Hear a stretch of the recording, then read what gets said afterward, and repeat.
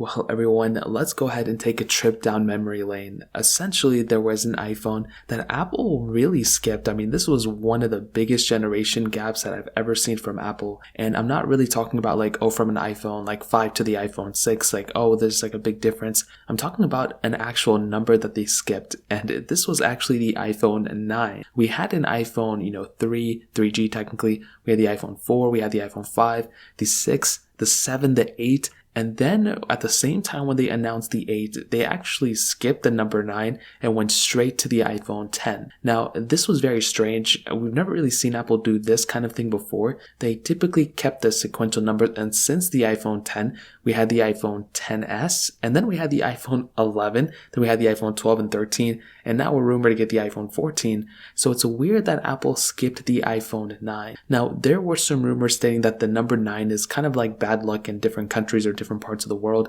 and that may be true. So that may be one of the main reasons why they did this. But as far as I know, and from the majority of things that were stated from that point in 2017 onwards, it looks like the reason and the main reason they skipped the number 9 is mostly due to the fact that the iPhone 10 was landing on that 10-year anniversary of the iPhone. So the original iPhone came out in 2007. It wasn't quite exactly 10 years later that the iPhone 10 came out, but it was technically that 10th year. And I do think because of that, Apple had kind of a choice.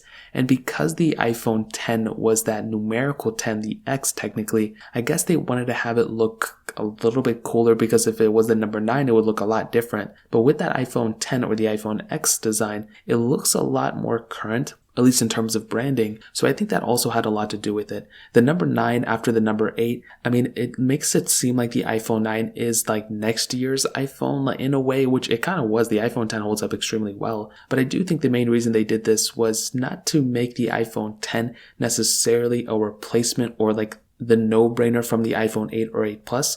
I think it was almost like a different lineup that they were making, and it was completely true, because now the $1,000 iPhone is pretty much what the top tier iPhones are, whereas the previous generation with the 7 Plus, 6S Plus, 6 Plus, and even the iPhone 5S, those were substantially cheaper, and those were the most expensive iPhones you could get. So Apple still gave us what they should have given us with the iPhone 8 and 8 Plus, but they did do a great job with the iPhone 10, and because of that, they had to make the name a little bit different, and I guess they chose the iPhone X in a way, but it was the iPhone 10, and because of that, they never really made an iPhone 9. I do think if they maybe skipped an S generation, like if there was never a 4S or if there was never like a 3GS or something, then maybe there would have been an iPhone 9, 9 Plus, and then the iPhone 10. Who knows? And possibly with the iPhone SE, third, second, and first generation, those were in a way an iPhone 9 type of thing as well. I mean, it's kind of a long story, but that's pretty much the iPhone Apple never made. If you guys have any other questions or anything, let me know in the comment section below. Hit the like button, that would mean so much, but definitely hit that subscribe button.